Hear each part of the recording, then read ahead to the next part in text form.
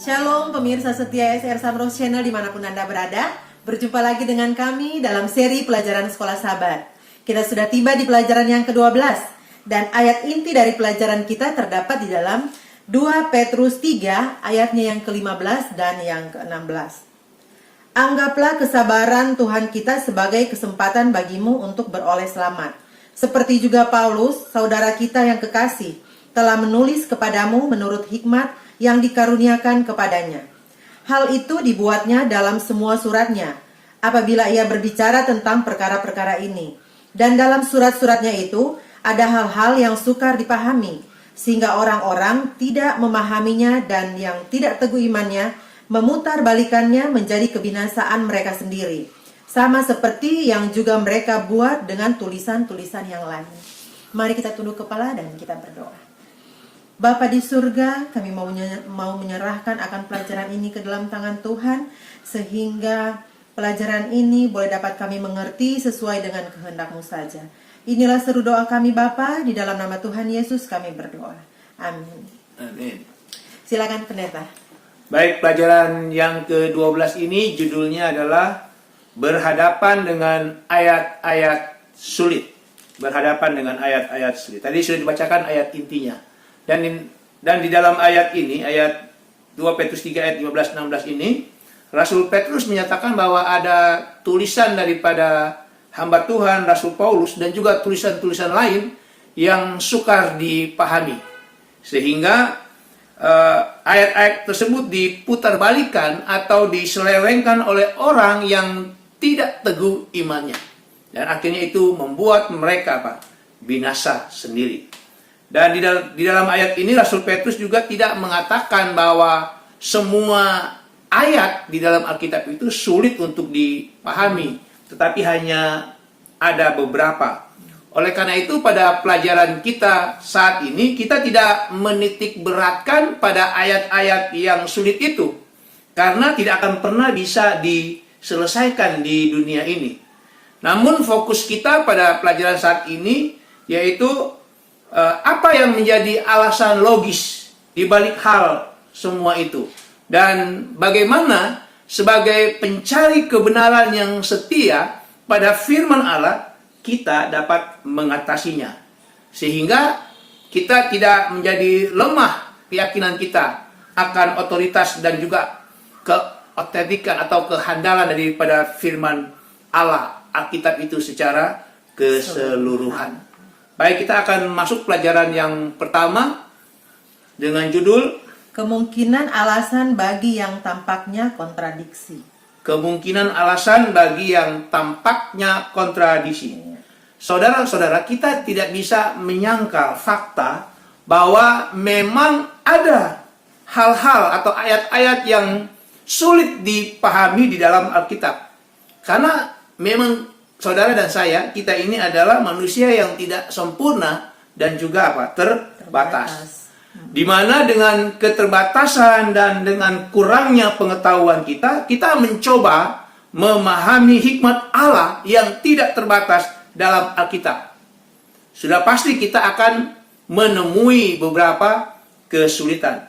Namun saudara-saudara, kesulitan dalam memahami ajaran-ajaran Alkitab bukanlah menjadi alasan bagi kita bahwa apa yang dinyatakan Alkitab itu tidaklah benar.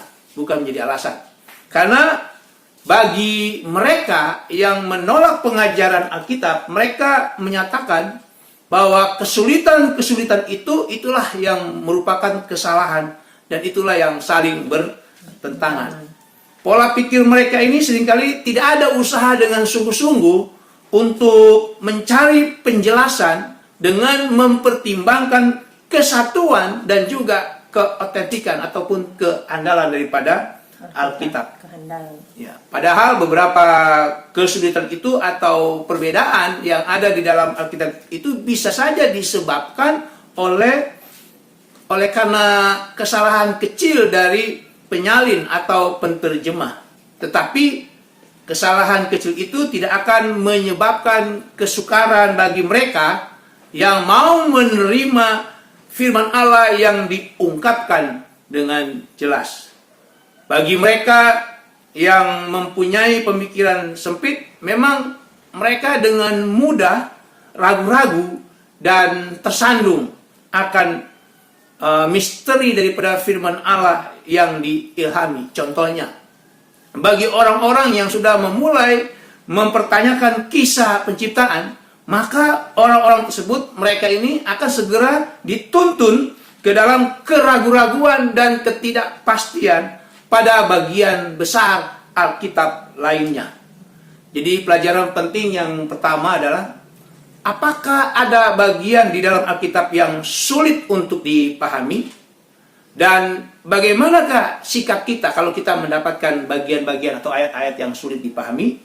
Saudara-saudara, dengan keterbatasan dan kurangnya pengetahuan kita, maka kita tidak dapat menyangkal bahwa memang ada bagian di dalam Alkitab yang sulit untuk dipahami. Oleh karena itu, sikap kita adalah berusaha dengan sungguh-sungguh meminta penjelasan akan hal itu dan menerima firman Allah yang diungkapkan dengan jelas. Baik, kita akan melanjutkan pelajaran kita yang kedua dengan judul menghadapi kesulitan dengan jujur dan hati-hati. Menghadapi kesulitan dengan jujur dan hati-hati. Sekali lagi saudara-saudara, kita pasti memiliki pengalaman atau kita menemukan ayat-ayat atau serangkaian ayat yang kita tidak pahami, sulit, sukar untuk dipahami. Pertanyaannya adalah, bagaimana seharusnya tanggapan kita menanggapi pengalaman atau masalah seperti itu? Yang pertama adalah kejujuran. Mengapa harus ada kejujuran? Karena dengan kejujuran kita dapat menghadapi kesulitan-kesulitan. Yang berikut, dengan kejujuran kita tidak menghindar dari kesulitan atau berusaha untuk mengaburkannya. Yang berikut, dengan kejujuran kita mencegah dari memberikan jawaban yang dangkal, yang tidak melalui penelitian yang cermat.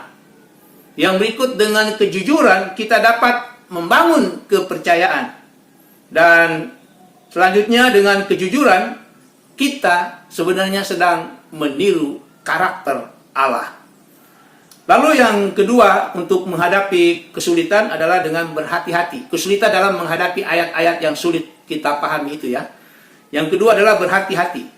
Berhati-hati untuk tidak memberikan informasi di luar konteks daripada ayat itu ataupun perikop itu.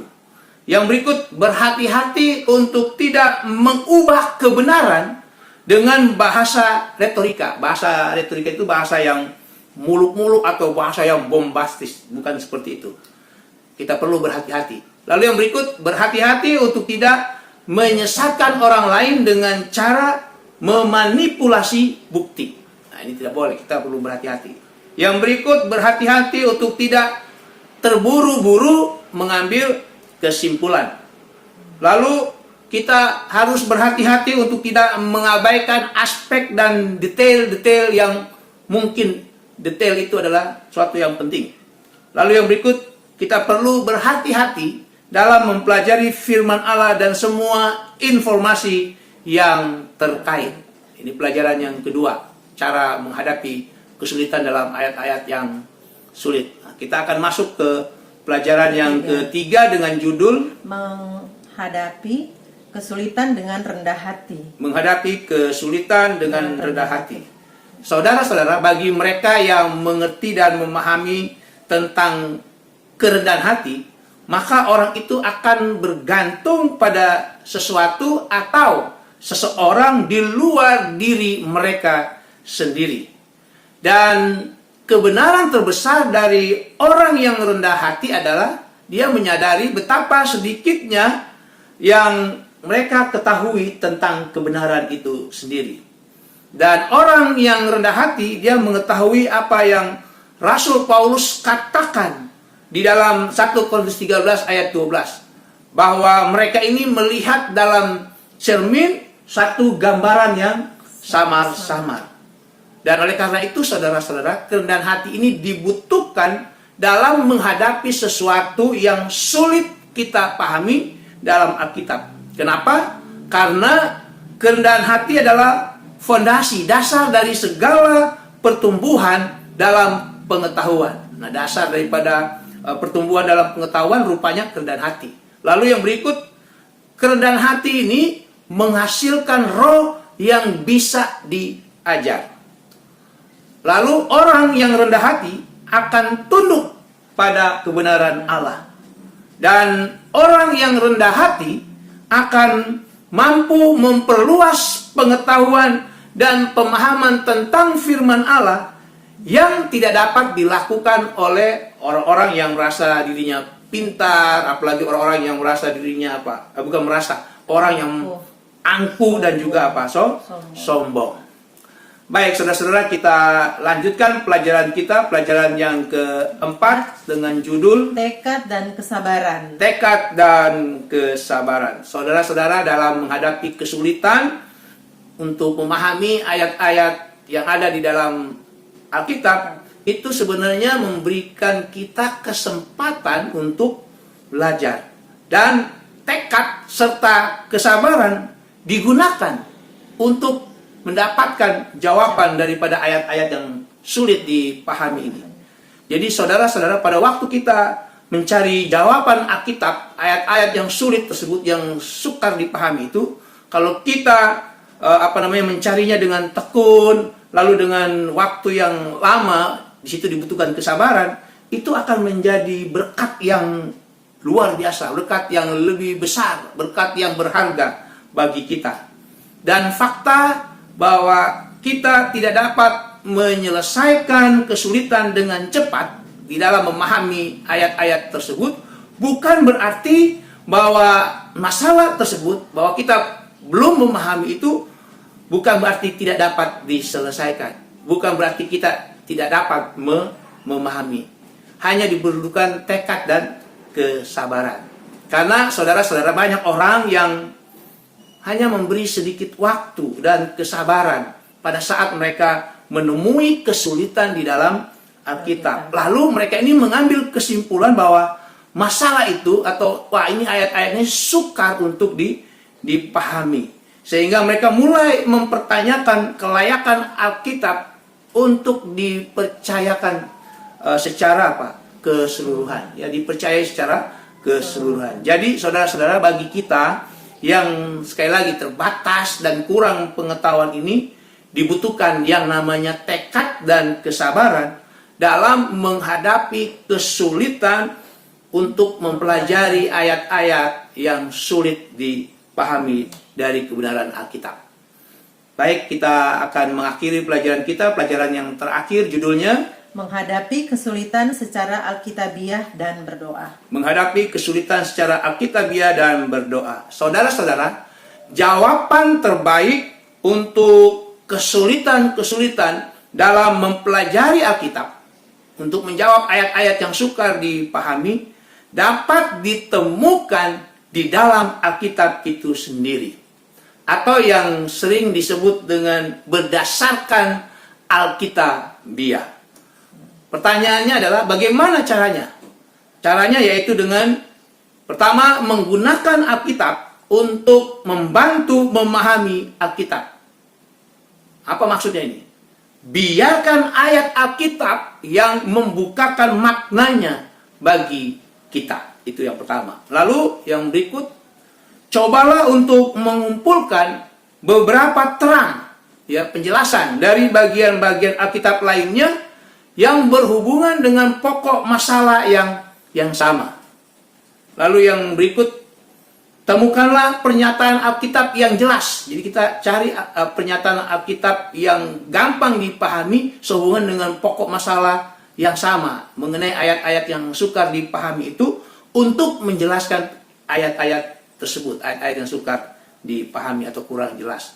Lalu saudara-saudara, selain berdasarkan alkitabiah, jadi Alkitab menerangkan Alkitab itu sendiri, yang tidak kalah pentingnya untuk menghadapi kesulitan-kesulitan dalam mempelajari Alkitab, saudara-saudara, dengan berlutut atau berdoa. Karena dengan berdoa itu menandakan bahwa kita ini membutuhkan membutuhkan bantuan ilahi dalam menjelaskan dan memahami kitab suci. Jadi saudara-saudara, pelajaran penting yang kedua sampai yang kelima ini, yang terakhir ini, apakah tanggapan kita pada saat kita menemukan ayat-ayat yang sulit kita pahami? Saudara-saudara, tanggapan kita terhadap ayat-ayat yang sulit kita pahami adalah, pelajaran tadi yang kedua, kita harus jujur dan berhati-hati. Jujur dan berhati-hati. Lalu yang berikut tadi dikatakan, kita harus mempunyai tekad, rendah hati dulu ya, rendah hati. Lalu kita harus mempunyai tekad dan kesabaran, serta mencari jawabannya secara Alkitab. Ya, Alkitabiah. Dan yang tidak kalah pentingnya adalah berdoa. Saya mau ulangi supaya kita jangan salah tadi.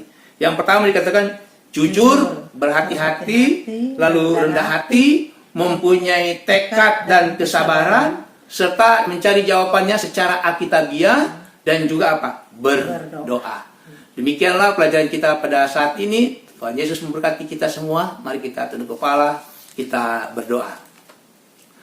Bapa di surga, pada saat ini Bapa, kami bersyukur, berterima kasih oleh karena pelajaran yang begitu indah. Dan bila mana kami menghadapi kesulitan untuk memahami akan kebenaran firman Tuhan, pada pelajaran saat ini kami telah diberikan petunjuk untuk kami dapat mempelajarinya. Berkati kami semua ya Tuhan. Inilah selawat kami di dalam nama Tuhan Yesus. Amin.